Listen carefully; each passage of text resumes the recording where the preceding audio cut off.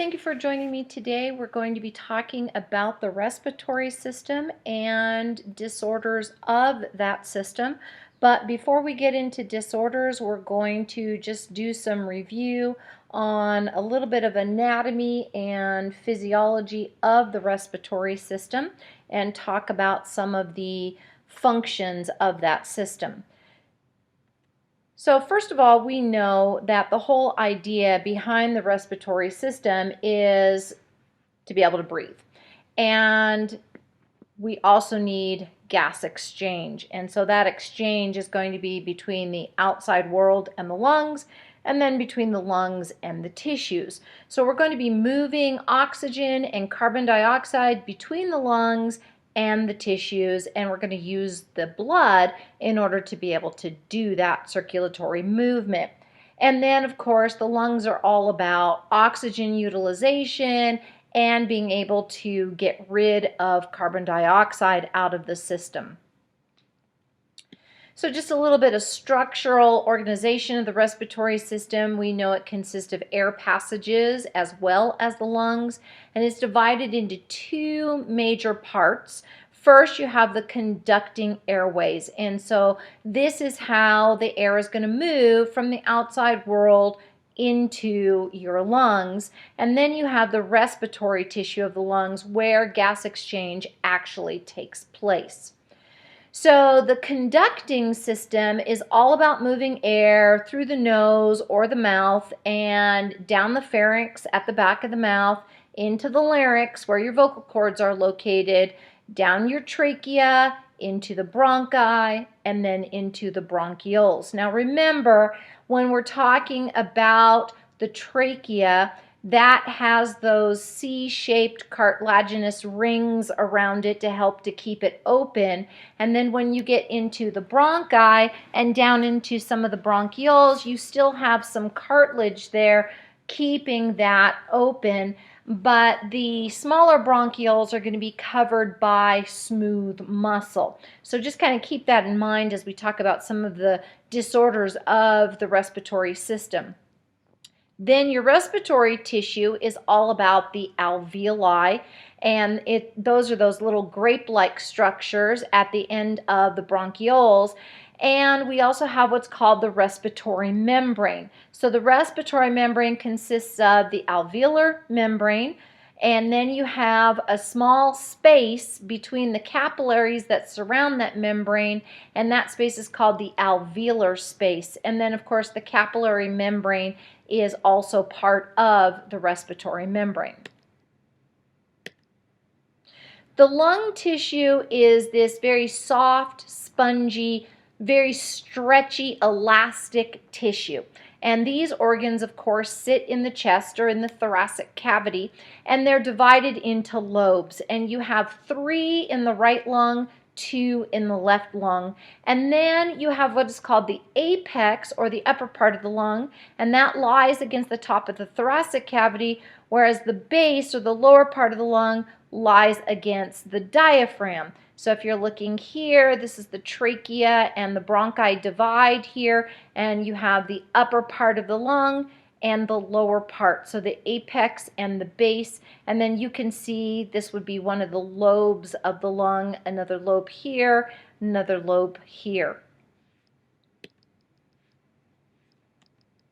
So if we're looking at the alveoli, they have 2 different types of cells, and those cells are called type 1 and type 2 cells.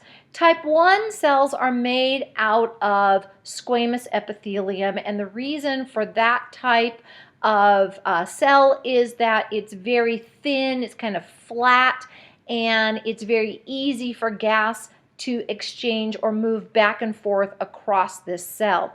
The type 2 cell is very important because it's producing surfactant.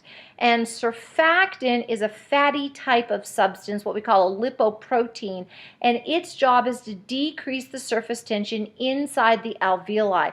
And basically what that means is it allows the alveoli to stay lubricated and to not kind of get sucked in by any of the fluid, the water that's moving in and out of the lungs. And so this is just a picture of normal lung tissue. You're looking at these alveoli here, and they are made up of that simple squamous epithelium. So a few terms we're going to be going through. Ventilation, this is the movement of gases into and out of the lungs. Inspiration would be drawing air into the lungs, and of course we're using muscles to expand the chest cavity in order to do that. Expiration is we're moving air out of the lungs. As those muscles recoil, the chest cavity becomes smaller. Now, in order to be able to measure this ventilation capacity and to measure the lung volumes, we use what's called spirometry. And spirometry is this diagnostic procedure, and it's measuring that lung volume, it's measuring flow rates of air into and out of the lungs. So some of the measurements would include, for instance, one is tidal volume. Tidal volume is the amount of gas that you inhale or exhale with each breath. So if you're just sitting there quietly breathing and you could measure how much gas you just inhaled, then that would be your tidal volume. Residual volume, this is the amount of gas remaining in the lungs at the end of a maximum exhalation. So if I told you to breathe out as hard as you can and don't stop, keep going, keep going, keep going, keep going, then we could then measure how much air is left inside the lungs after that maximum exhalation. There's always going to be a little bit of air left in the lungs. It helps to keep the lungs expanded. And so this is just showing you a spirometer, and this is at a hospital, so you can notice they plug the nose, you put your mouth on there, and then you do these tests in order to look at lung function. Another is vital capacity. Vital capacity is the total amount of gas that you're able to exhale after you have done this maximum inhale. So you're going to inhale as much as you possibly can and then just keep going and force yourself to inhale, and then you're going to push all of that air out as much as you can, and that's going to be your vital capacity. Total lung capacity is the amount of gas in the lungs at the end of a maximum inhalation. So how much is in there? And to measure that, you're going to take your residual volume plus your vital capacity, and that'll give you your total lung capacity. When you do pulmonary testing, you have these pulmonary function tests that are done, and so they're looking also at your maximum voluntary ventilation. This is the volume of air a person can move into and out of the lungs during maximum effort, lasting for about 12 to 15 seconds. Forced expiratory vital capacity involves full inspiration to total lung capacity, followed by forceful maximum expiration. So all of these tests, and we're going to talk about more, are helping us to determine how healthy the lungs are. And one of the things that it's looking at is it's looking at that stretchiness, or what we would call that compliance of the lungs. Another one is forced expiratory volume. This is the expiratory volume achieved in a given time period. And then forced inspiratory vital flow, the respiratory response during rapid maximal inspiration. All right, so we need to talk now about what's called dead space. So dead space refers to the volume of air that's going to enter your airways all the way to the lungs. But this air isn't participating in gas exchange at all. So basically what that means is if you could look at the respiratory tree, so basically that tube that starts at the nose or the mouth and goes all the way to the terminal bronchioles, this is filled with air, and that air is constantly there. And so what happens is when you or I take a breath in, then that new air pushes the old air that's in all that tubing down into the alveoli for gas exchange to occur. And so there's always air in this region, which is what we call the anatomical dead space. So this air amount is about 150 milliliters. We also have what's referred to as alveolar dead space. So basically you have air in that little grape-like structure, which are the alveoli, but not all of the alveoli have the ability to get gas from the alveoli into the capillary. So that means the alveoli is filled with air, what we call ventilated, but the air doesn't move into the blood, which is because there's not a lot of blood supply going to those alveoli, so they're not perfused. Physiological dead space is the anatomical dead space plus the alveolar dead space. So one of the other things that we talked about already were the measurements of lung volume, and that we use spirometry to do this. And when we look at lung diseases, these diseases have a very typical type of spirometry pattern. So that helps us to be able to determine the kinds of diseases that people have. So generalized diseases come in two categories when we talk about spirometry. We have obstructive and restrictive, and we're going to go through these in a lot of detail. Obstructive, basically limitation of airflow. Restrictive, limitation of the lungs being able to expand, or they have a decrease in that compliance. So obstructive lung disease is where there's damage to the lungs or there's narrowing of the airways inside the lungs. So the exhaled air comes out more slowly than normal, which also means that the person builds up more CO2. The most common kind of obstructive lung disease would be what we call chronic obstructive pulmonary disease, or COPD, and that would include things like emphysema, chronic bronchitis, asthma, cystic fibrosis.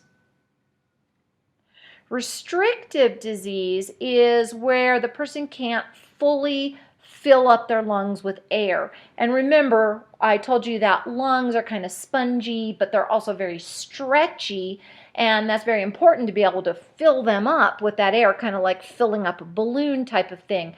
But these people, their lungs can't fully expand, so it's restricted. And the results are, of course, stiffness in the lungs. And so some of the diseases where we see this would be like pulmonary fibrosis, sarcoidosis, which is an autoimmune disease. Even obesity can cause this, and things like muscular dystrophy, and we talked about ALS, or amyotrophic lateral sclerosis. You see restrictive disease with this. So both obstructive and restrictive diseases limit gas exchange. So oxygen levels in the arteries are going to be low, carbon dioxide levels are going to be high, and this obviously causes problems for our patient. So we talked about ventilation, where the flow of gas is going into and out of the alveoli of the lungs, and then perfusion, remember, this is the flow of blood in those pulmonary capillaries where gas exchange is occurring. Then diffusion is where we're transferring gases from high pressure to low pressure, either from the alveoli to the capillaries or from the capillaries back to the alveoli. Now, when we look at gases, okay, in the blood, we're looking at just oxygen. We would call this the partial pressure of oxygen, because in the blood we have multiple different gases and they all make up a total pressure. So oxygen is part of that total, so we call it the partial pressure of oxygen, or PO2, and that we want to be above 80 millimeters of mercury. Usually closer to 100 is best. So now oxygen is traveling in the blood in combination with hemoglobin between 98 to 99% of the time, and we're forming what's called oxyhemoglobin. And if you remember, oxygen is attached to the iron portion of that hemoglobin. So there's a very high affinity for oxygen on that iron in the heme of our hemoglobin molecule. Whereas we have the partial pressure of carbon dioxide also in the arterial blood, and that's between about 35 to 45 millimeters of mercury. And carbon dioxide is going to travel in the blood in different forms and different areas. So for instance, we have dissolved carbon dioxide, which is about 10%, and then some CO2 is attached to the globin protein in our hemoglobin molecule, which is about 30%. And then in the plasma, we also have CO2, which binds to water, and then when it binds to water, it becomes bicarbonate. And 60% of our CO2 is traveling in the plasma as bicarbonate. Now that bicarbonate is really important because it's going to help us to keep acid-base balance in the blood. And so we don't have too much acid going on in the blood. So pH is going to affect ventilation, and so that bicarbonate has to be at a particular concentration. And so bicarbonate is about 24 milliequivalents per liter in arterial blood. And if the bicarbonate levels are going up or down, then we have an issue. And so we're not going to really get into this a lot, and if you want to look at it more, you can look at the video that I have for physiology with respiration, and we talk about metabolic acidosis and alkalosis in there more. But basically, you have two places in the body where bicarbonate are being produced, and one is in the lungs and one is in the kidneys. So let's say that something has gone wrong with the kidneys and they're not making as much bicarbonate as they should. And so our bicarbonate levels are falling below 24 milliequivalents. And when the bicarbonate levels go down, that allows acid levels to go up. And if the kidneys are at fault for not helping to keep the bicarbonate levels up, we call this metabolic acidosis. Well, this is bad. We don't want acid levels to go up. Our pH goes down. If our pH goes down, it denatures proteins. We have problems. So, if the kidneys can't keep up the bicarbonate levels, the respiratory system goes, oh, how can I help the body? And what's going to happen is the respiratory system is going to help to produce more bicarbonate. So if the kidneys are not able to maintain the bicarbonate levels, the respiratory system is going to say, oh my goodness, what is it that I can do? And so what we see is that higher acid level is going to stimulate respiration. And we're going to have an increase in ventilatory rate. And so basically the person is going to be hyperventilating. And when we hyperventilate, we blow out a lot of CO2. When we blow out a lot of CO2, what happens is the acid or the hydrogen ions in our body are going to decrease and the bicarbonate ions will increase. And so this assists us with bringing the body back to the normal pH. Whereas with metabolic alkalosis, where too much bicarbonate is being produced, we're going to have the opposite effect. Ventilation is going to decrease. Ventilatory rate is going to go down. We're going to hold on to CO2 levels, and those CO2 levels are going to then drive up the acid in the body. So in this equation, you can see carbon dioxide plus water. And that leads to a weak acid, H2CO3, which is carbonic acid. Carbonic acid is considered a weak acid because it falls apart immediately and it produces hydrogen ions and bicarbonate ions. So if we have metabolic alkalosis, that means that we have a very high rate of bicarbonate ions. And what we want to do is balance that with a higher rate of hydrogen ions. So if I increase my CO2 levels, it will drive this equation to the right. And as it drives the equation to the right, hydrogen ion levels will go up. And so that will help to balance out the alkalosis by adding a little bit more acid.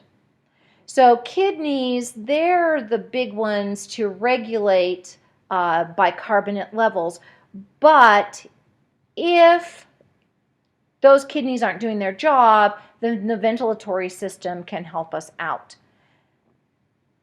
So we talked about normal CO2 levels being about 35 to 45 and average about 40 millimeters of mercury. We can have what's also called respiratory acidosis. And respiratory acidosis is where the CO2 levels go up too high. And if they go up too high, we need to get rid of those. And so what's going to happen is hyperventilation can occur. If we have alkalosis, we're going to have hypoventilation because we don't have enough CO2 in the system, and so we're going to decrease the ventilatory response. And so lungs are helping to regulate the CO2 levels, obviously. All right, so some terms I want you to know. One is eupnea. This is normal breathing, about 12 to 17 breaths per minute. Hyperpnea is an increase in pulmonary ventilation, which matches that increase in metabolic demand, which we were just talking about. Hyperventilation is where you are blowing off a lot of CO2, so CO2 levels are going down because pulmonary ventilation is going up, and that has to do with that metabolic demand. Hypoventilation is where pulmonary ventilation is decreased and CO2 levels are increasing, and again, that is due to metabolic demand. And hypoperfusion, where the blood flow to the alveoli has decreased. Tachypnea is an increased frequency of respiratory rate. Apnea is the absence of breathing, like for instance sleep apnea. Dyspnea is difficult or labored breathing. And then orthopnea is dyspnea when recumbent. So it's relieved when you're upright. And this happens a lot with like congestive heart failure, asthma, lung failure. So general signs and symptoms of respiratory disease would be hypoxia. We know that's decreased levels of oxygen in the tissues. Or hypoxemia, decreased levels of oxygen in the arterial blood. Hypercapnia, increased levels of CO2 in the blood. Hypocapnia, decreased CO2 in the blood. Cyanosis is the bluish discoloration of the skin and the mucous membranes due to poor oxygenation. And really, since there's not as much oxygen in the hemoglobin have the ability to change color. The less oxygen, the more kind of maroon purplish color, and the more oxygen, the more bright red the hemoglobin color. Hemoptysis is blood in the sputum. Productive cough. A productive cough is when you're able to get fluid out. And so you're getting some sputum out, you're raising the fluid to the pharynx, and then expectoration is where you're spitting or getting that fluid all the way out. A non-productive cough or hacking doesn't produce any type of phlegm or mucus. Dyspnea, we talked about this, is shortness of breath, and it can be due to airway obstruction or even decreased compliance of the lungs. And then cyanosis is large quantities of unoxygenated blood.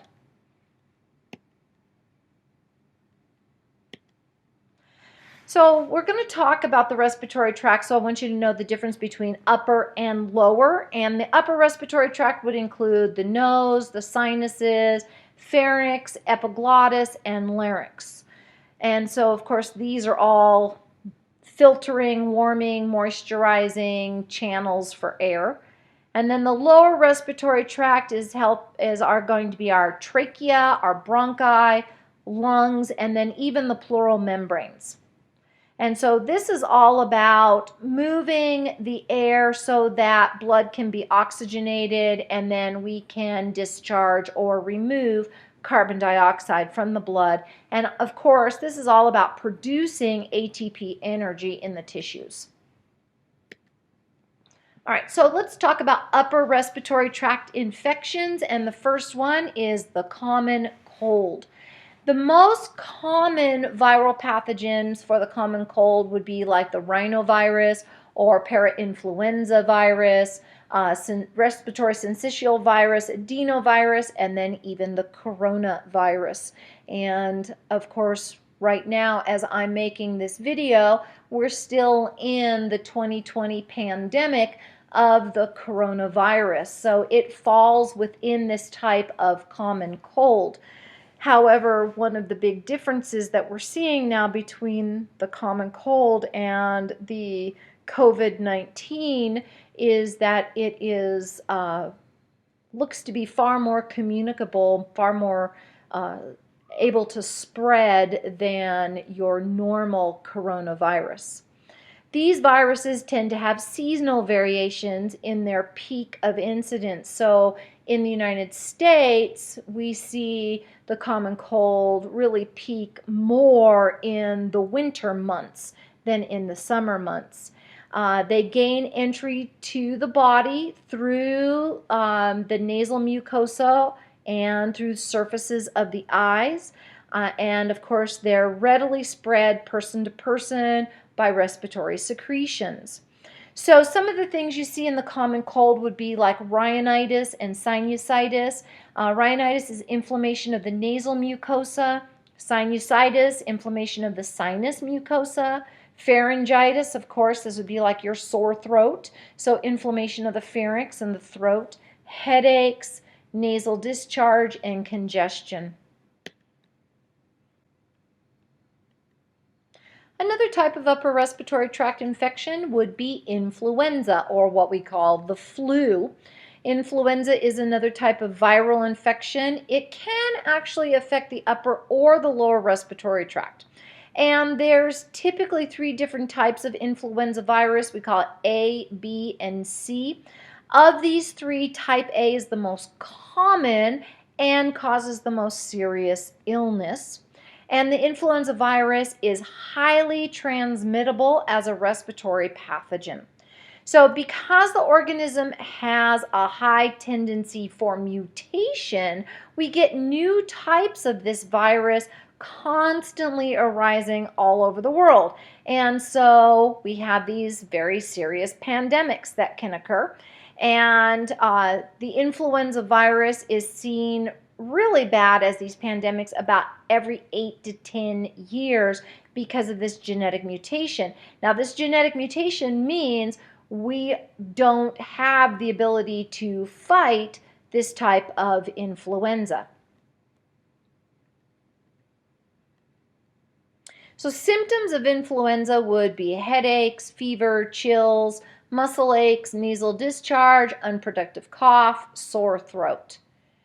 And the influenza infection can cause inflammation of the respiratory epithelium. And then that can cause tissue damage, loss of cilia on the cells.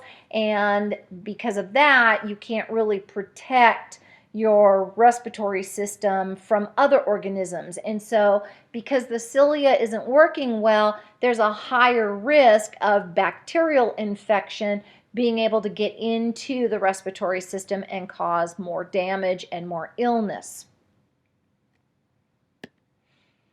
So it is also possible for the influenza virus to affect the lung tissue and cause viral pneumonia.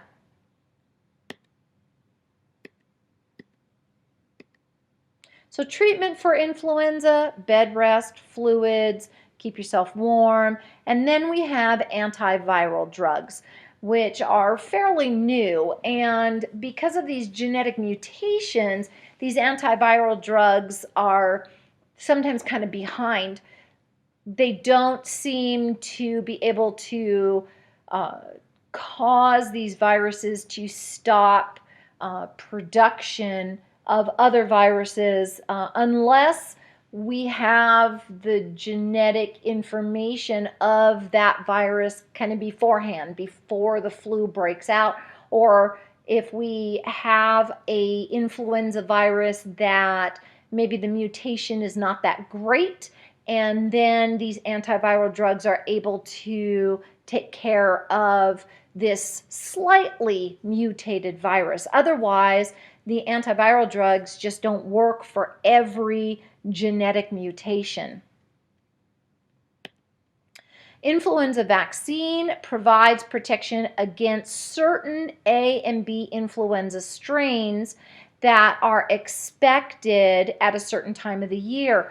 So a lot of these types of viruses come from China into the United States, and we try to look at the viruses that the people in China are already suffering from and getting sick from before those viruses get to the United States, and try to provide a vaccine that's going to assist the people in the United States to stay more healthy.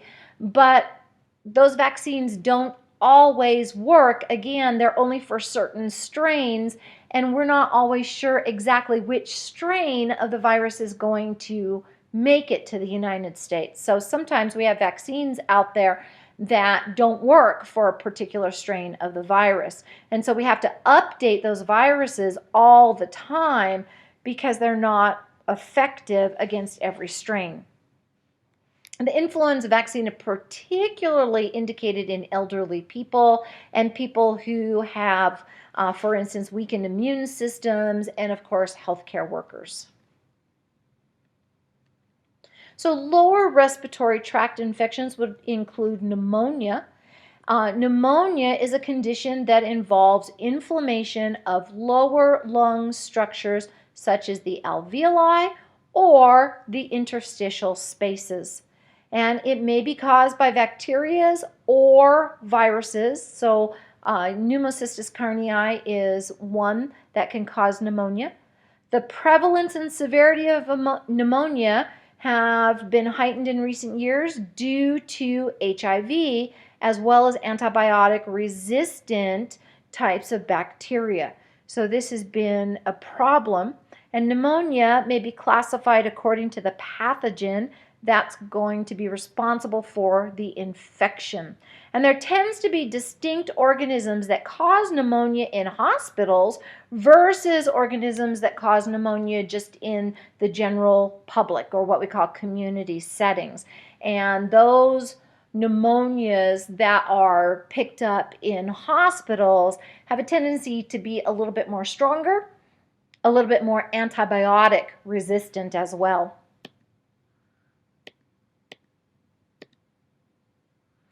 So one type of pneumonia is called alveolar pneumonia, and you can get what's called bronchopneumonia or lobar pneumonia. We're going to talk about both of those. And then there's also interstitial pneumonia, and we'll discuss that as well. The pathogenesis of pneumonia would be inhalation of air droplets. So somebody coughs on you, sneezes on you, or aspiration of infected secretions. And so this could also be like you have something, somebody sneezes or coughs and it gets onto a particular object, you touch that object and put your hands in your mouth or whatever it may be.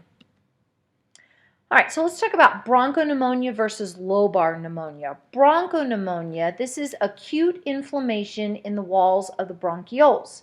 Lobar pneumonia would be where the pneumonia that's formed affects a large area of the lobe of the lung. So when you're looking at the lungs, you can see with bronchopneumonia there are distinct areas where the infection is, and I'll show you some pictures of this. Whereas lobar pneumonia, it's kind of more diffuse throughout the lung itself. So with bronchopneumonia, you have suppurative inflammation of lung tissue, which means there's pus in that lung tissue. And this is by staph or strep, pneumococcus or H. influenza, and it's usually bilateral. The lower lobes are most common, but it can occur anywhere. And then complications of this would be an abscess could form. Empyema is a collection of pus, and that pus builds up between the lungs and the surface of the chest wall. And so this is what we would refer to as the pleural space. And finally, one of the other complications is from dissemination, and this is where the bacteria can spread to the bloodstream as well as the central nervous system. So here you have regions where the arrow is pointing to where there is that pus buildup within the lungs. And again, these different areas with the pus buildup in bronchopneumonia.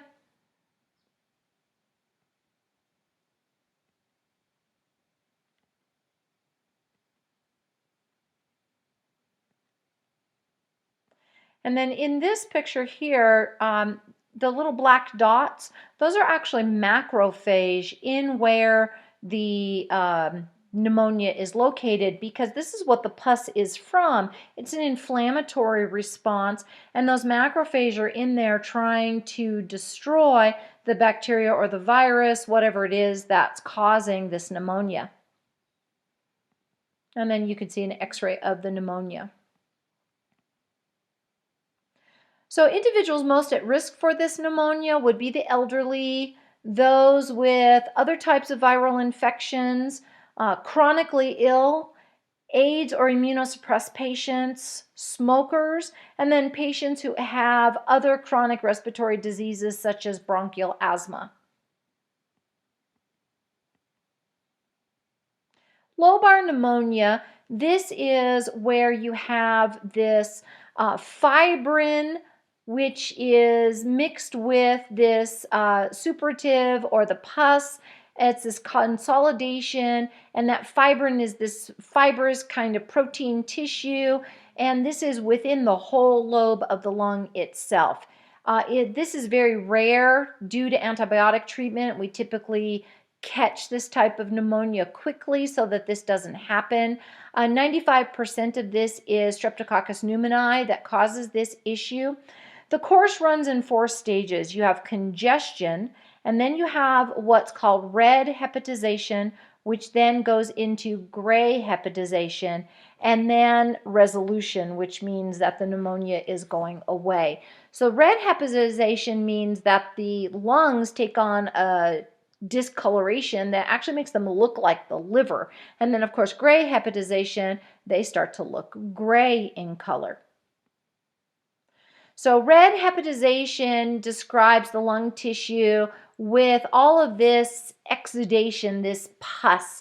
And so it has neutrophils and it has these red looking cells. When you look at the lungs, they have this red, firm, kind of liver-like appearance. Gray hepatization follows after this. So as the red cells start to disintegrate, you get this fibrin suppurative exudate, which persists, and it gives a gray-brown appearance. And then resolution is the final stage in which all of this is starting to be enzymatically and cellularly degraded and cleared out of the lungs. So this is lobar pneumonia, and you can see this is the gray hepatization right in this region here. And then red hepatization, so it's much darker color here. It's supposed to be this nice light color, that's normal. And then more red hepatization, followed by the gray.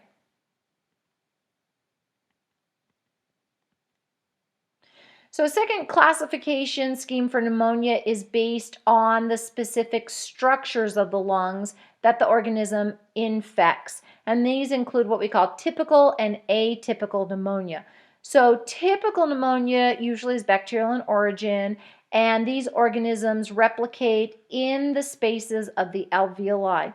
And so you get inflammation and fluid accumulation in the alveoli, which one of the reasons why that's so dangerous now is that you can't exchange gases with the capillaries.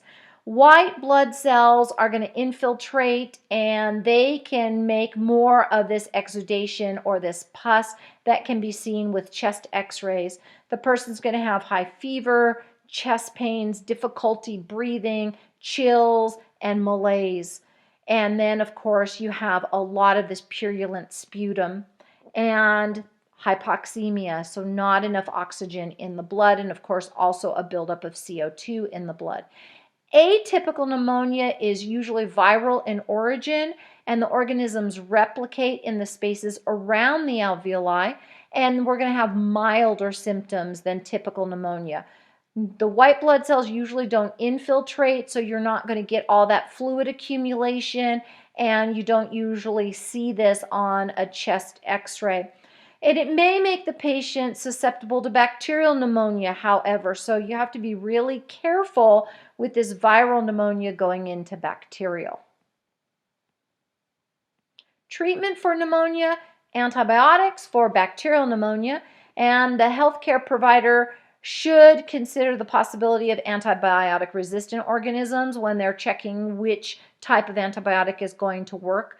And then also oxygen therapy may be necessary. There is a vaccine for pneumococcal pneumonia, and it's highly effective.